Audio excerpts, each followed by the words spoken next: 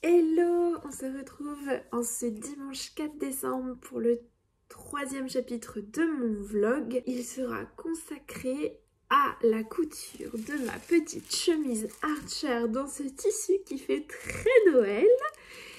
Et aussi au sac banane peut-être. Bon allez, c'est parti.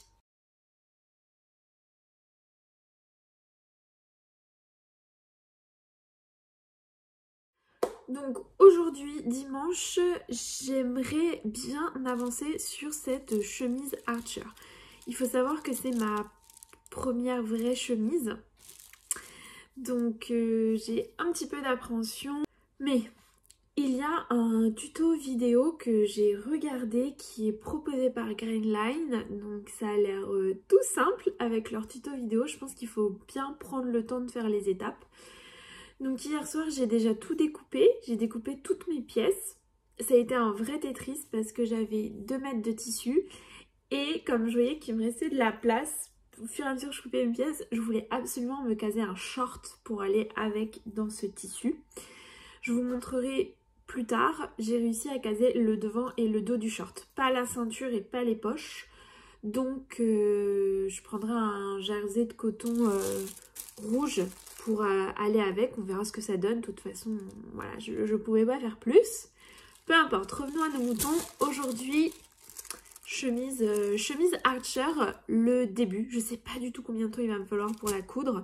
J'ai l'impression que c'est assez conséquent, mais peut-être que je me trompe. Enfin bon, bref, vous avez le programme de la journée, et bah c'est parti. J'ai tellement de choses à vous dire sur cette chemise que je sais même pas par où commencer.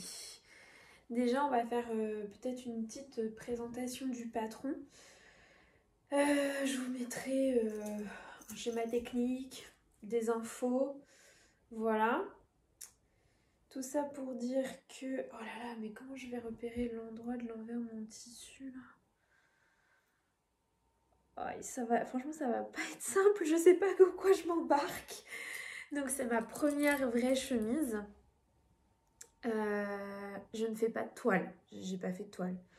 J'ai fait aucun ajustement également. Hein, bien sûr. Il aurait fallu que je fasse un ajustement grande poitrine, là, forte poitrine, je pense. Mais je ne l'ai pas fait. Je me suis dit que ce serait trop risqué. Sans toile, sans rien, franchement, je me sentais pas partir là-dedans. Et donc comme je vous le disais tout à l'heure, eh bien il y a une vidéo pour vous accompagner sur les étapes de montage. Donc pour moi ça c'est vraiment le top. Et je suis la vidéo, c'est juste que je fais pas toutes les étapes dans le même ordre. Comme je suis pas très confiante sur le patron, enfin sur ma capacité à réaliser une vraie chemise pour la première fois sans avoir fait de toile dans mon tissu de Noël que j'adore, je fais les étapes que je sais maîtriser au début. Donc là, je vais préparer le dos en premier. Donc je suis en train de faire le pli du dos et après je vais mettre les empiècements de dos avec une méthode burrito pour que ce soit très propre. Je vous montrerai la finition. Je commence par ça. Après je pense que je vais préparer les manches. Et après, je viendrai préparer le devant et le col, des choses qui me font un petit peu peur. Donc, je préfère les décaler un petit peu dans la couture et prendre confiance déjà en avançant dans le projet. Youhou, j'ai monté mon dos Bon, j'ai pris mon temps, une demi-heure, mais je suis super contente du résultat. Donc, si je vous montre sur l'endroit, voilà, j'ai fait un pli creux. Et j'ai choisi pour l'empiècement de dos de faire l'empiècement du coup côté extérieur qui est qui est un peu dans le biais du tissu pour pas avoir de problème de raccord. Alors je suis pas une grosse fan des raccords, mais je trouvais que ça faisait super joli d'avoir l'empiècement voilà, avec les lignes qui sont pas dans le même sens. Par contre de l'autre côté... Alors oui, j'avais plus assez de place pour le mettre au pli, donc j'ai refait une couture au milieu. Mais j'ai l'empiècement qui est dans le droit fil, ce qui fait que ça va pas déformer mon empiècement dos, la doublure va permettre de le maintenir. Et je crois que c'est ce qu'elle explique dans la vidéo de montage. Donc voilà, je suis trop contente. Maintenant, la question c'est de savoir de quelle couleur je vais faire mes surpiqûres. Parce que donc il propose de faire des surpiqûres, je vais les faire. Franchement, là je vais pas cracher dessus, hein, si ça peut rendre mon vêtement beaucoup plus qualitatif, je vais le faire. Par contre, voilà, je ne sais pas quelle couleur faire mes surpiqûres. Soit je les fais en noir, et donc on verra comme ça par exemple. Soit je les fais en noir, soit je les fais en rouge. Mais je vais regarder les rouges que j'ai. J'ai trouvé un rouge qui colle hyper bien avec mon tissu. Attendez, je vais vous montrer. Que j'avais eu, c'est un Wandera. Je l'ai eu, je crois, avec ma machine à coudre. Quand je l'ai acheté, il y avait un set de fils que je n'utilise pas uniquement, bah voilà, pour surpiquer, pour des projets où j'achète pas forcément la bobine qui correspond. Vous voyez, bon, vous voyez pas grand chose parce que j'arrive pas à tout maintenir. Peut-être comme ça, voilà. C'est vraiment le même rouge. Et en même temps, je me dis, est-ce que surpiqûre contrastante, ce serait sympa ou pas? Je pense que je vais le faire en rouge. Bon, bah, faut que je fasse une canette de rouge. Et puis go, c'est parti sur piqûre, sachant donc que là, on a entendu l'église 14h30. Dans 1 heure, je vais descendre quand même pour aller regarder le match des 8e de finale de l'équipe de France avec mon petit tricot. Donc voilà, je vais essayer d'avancer au max d'ici là, tout en faisant attention aux finitions, à bien faire les choses correctement. Yeah, je vais m'arrêter sur une réussite. Ça fait, je pense, un peu plus d'1 heure que je couds. Mais je vais m'arrêter là parce que bon, déjà je vais commencer à faire un peu de montage. Et puis j'ai réussi, donc avant de commencer à faire des bêtises, je préfère m'arrêter, faire une petite pause et revenir lucide. Je vais vous montrer où j'en suis et franchement je suis trop heureuse. Voilà, donc j'ai fait, alors attendez, j'ai fait le dos. Donc le dos est préparé. J'ai posé les empiècements, j'ai fait un pli creux, j'ai posé les empiècements et j'ai surpiqué en rouge. Voilà, donc là franchement, c'est trop beau. Je vous dis pas comment j'ai le seum si c'est pas la bonne taille. Je l'ai fait en taille 10. J'ai trop le seum si c'est pas la bonne taille. Et j'ai commencé à préparer une manche. Donc j'ai fait la fond de teint déchirable. Franchement, je pense que j'en avais déjà fait qu'une seule fois. Ça s'était pas hyper bien passé. J'avais mis 2 ou 3 heures à les faire. Là, je l'ai fait en 20 minutes, je pense. J'ai exactement suivi ce qu'elle fait dans la vidéo. Et c'est ça qui est génial, c'est que sur la vidéo qui est sur YouTube, on voit même comment elle repasse, comment elle place ses épingles. Elle fait vraiment en même temps que nous. Enfin, j'ai vraiment eu le temps de faire en même temps qu'elle. Donc c'est trop bien. Je vais re-regarder la vidéo pour la 2e manche parce que là, même si j'ai bien compris, je ne vais pas faire de bêtises. Donc voilà, j'ai fait ma fond de teint déchirable. J'ai même pas de plis. Alors attendez si je vous montre. J'ai pas de plis ici, donc pas trop contente quoi. Et après il y a 2 petits plis sur la manche qui est prévue par le patron. Donc voilà, je les ai préformés. Et je m'arrête là. Je m'arrête là. Donc après il y a le poignet là qui va venir là. Et après bah, la manche elle est... En gros elle est finie. Donc je la finirai tout à l'heure. Et je la fermerai aussi. Je mettrai les fils de France sur le haut. Comme ça elle sera prête. Et je ferai la même chose avec la 2e. Je vais essayer de faire ça ce soir. Comme ça j'aurai franchement passé une très très grosse étape. Oui, il y a 3 choses qui me faisaient peur dans la chemise. Les manches, le col et la patte de boutonnage. C'est-à-dire tout en fait. Hein. Donc si déjà les manches c'est passé, je vous explique même pas comment je vais être contente. Et à la limite je pense que la patte de boutonnage ça devrait aller. C'est plus ma première donc Voilà, restera plus qu'à bien gérer le col. J'ai vu qu'il y avait beaucoup d'étapes pour monter le col. Donc là, est-ce que c'est un vrai col? J'ai jamais monté de vrai col avec un pied de colle et tout. Enfin bon, bref. Allez, c'est parti pour le match de foot.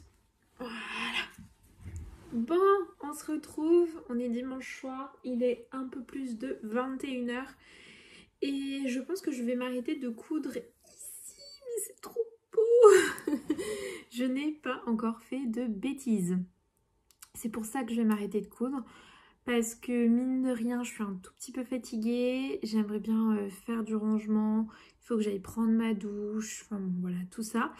Donc, j'aurais bien aimé continuer un petit peu, mais je vais m'arrêter là. J'ai pas envie de faire de bêtises. Donc stop, je vais pouvoir prendre le temps de ranger parce que franchement,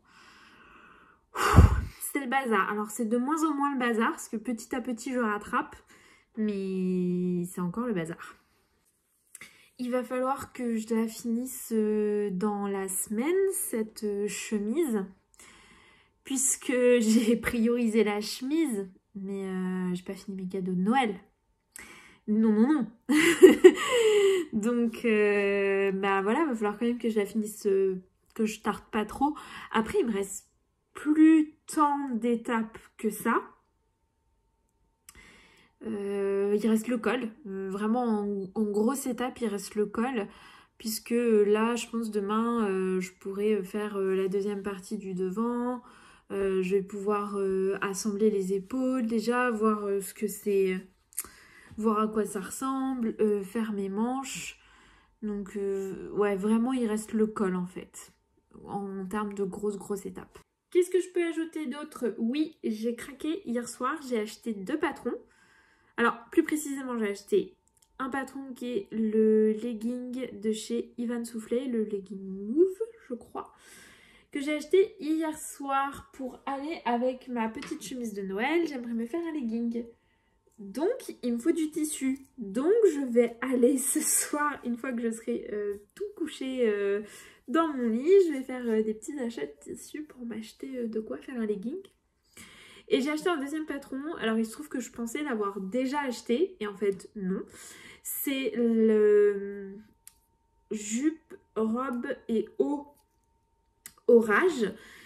Je pensais l'avoir déjà acheté pendant la Black Friday. Sauf qu'en fait, j'ai acheté Circé. J'ai pas acheté orage. Voilà, quelle bonne nouvelle.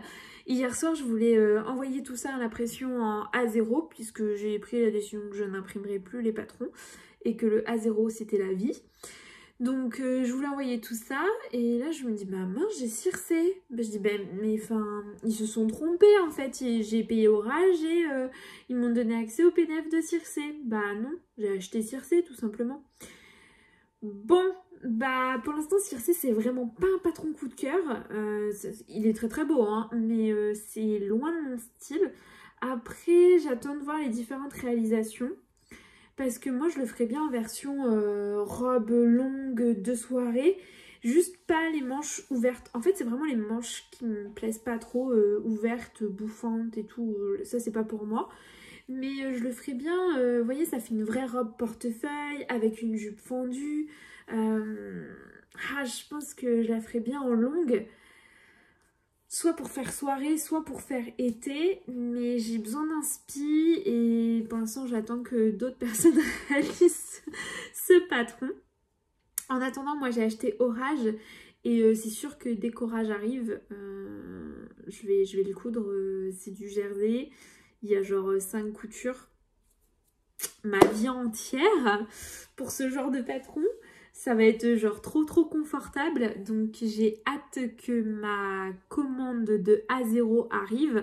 Puisque pour Orage, j'ai du tissu dans mon stock qui va me servir. Donc je vais coudre tout ça. Et bien entendu, vous n'avez pas du tout entendu dans cette liste de cadeaux de Noël. C'est une couture très égoïste. Bon, allez, je vous laisse. On se retrouve demain pour la suite de ma chemise Archer. Suite fin, ce serait mentir, je pense, lundi soir. Mais suite, ça serait déjà bien.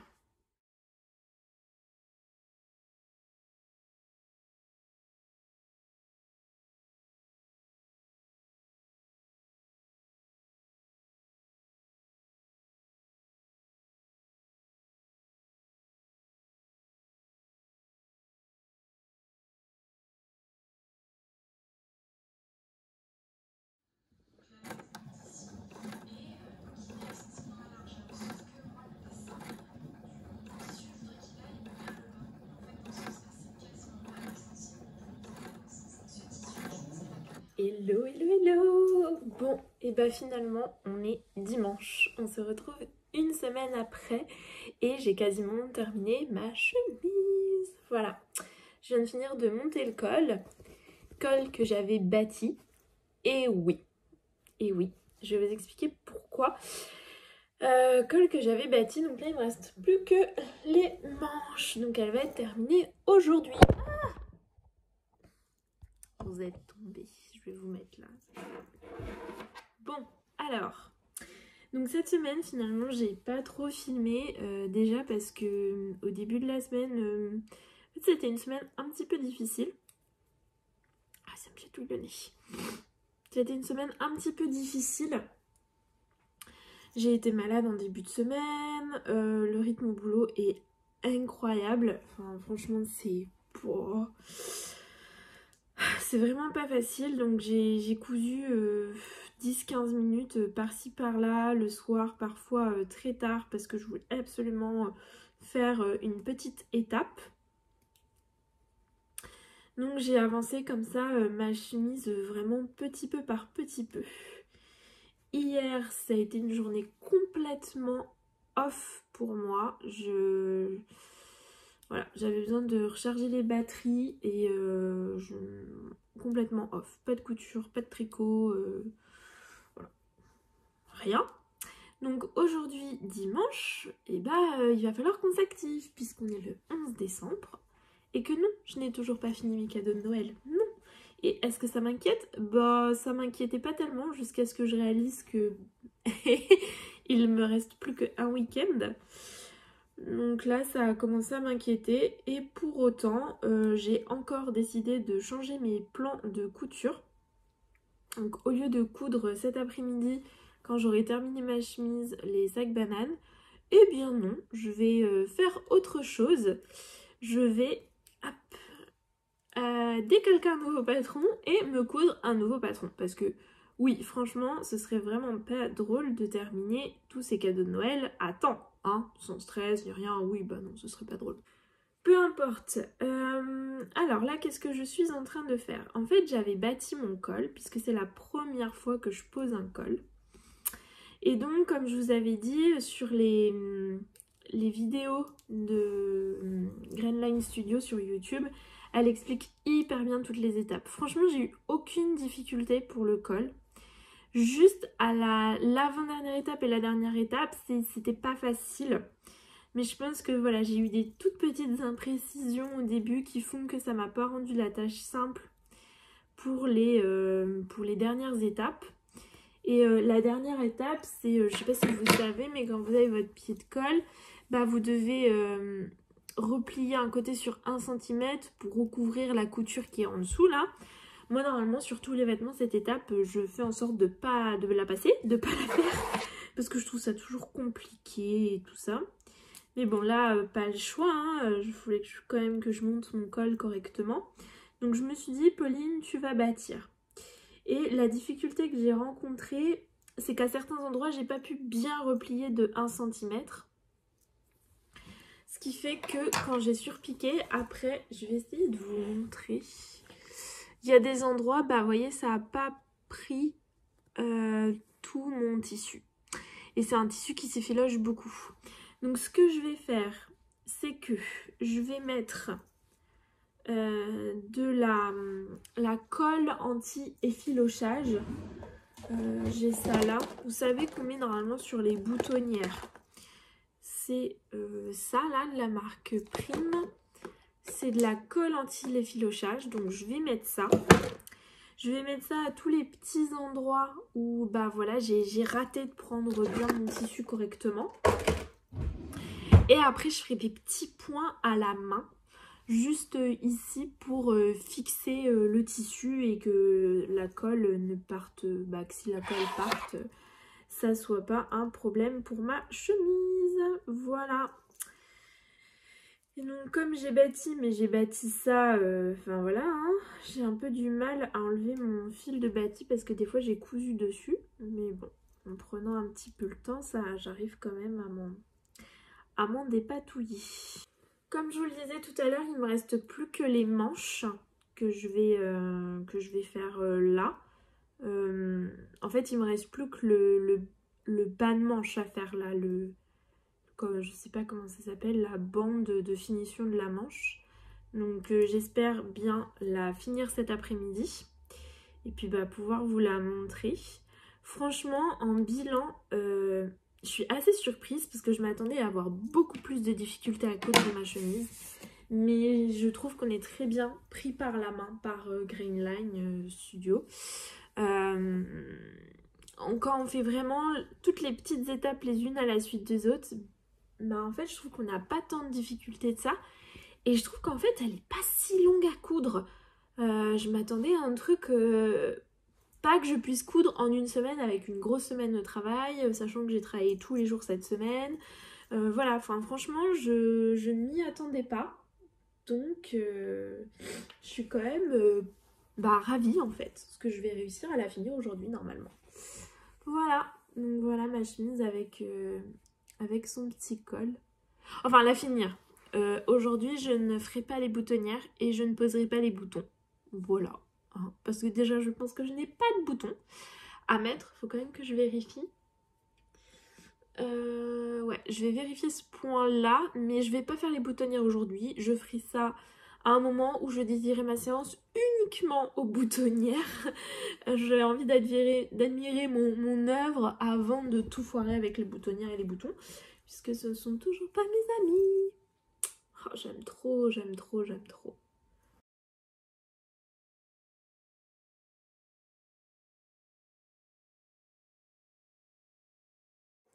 Et voilà, elle est terminée. Bon, presque. Il me reste l'ourlet et toutes les boutonnières à faire. Et rattraper 2-3 petites bêtises avec des petits points à la main. Mais je suis super fière d'être arrivée là en une semaine. Ça désacralise un peu la chemise et ça je suis contente parce qu'au final je me rends compte que j'en suis capable et ça c'est top.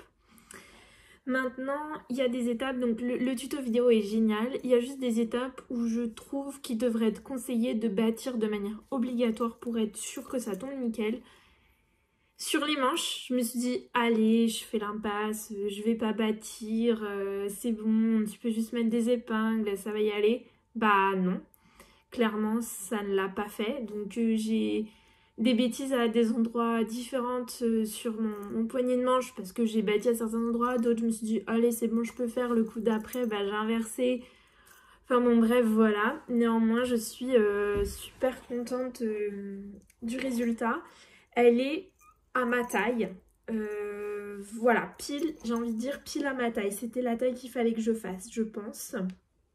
Peut-être même la taille d'au-dessus aurait pas été si mal que ça. Mais j'ai pas fait d'ajustement forte poitrine.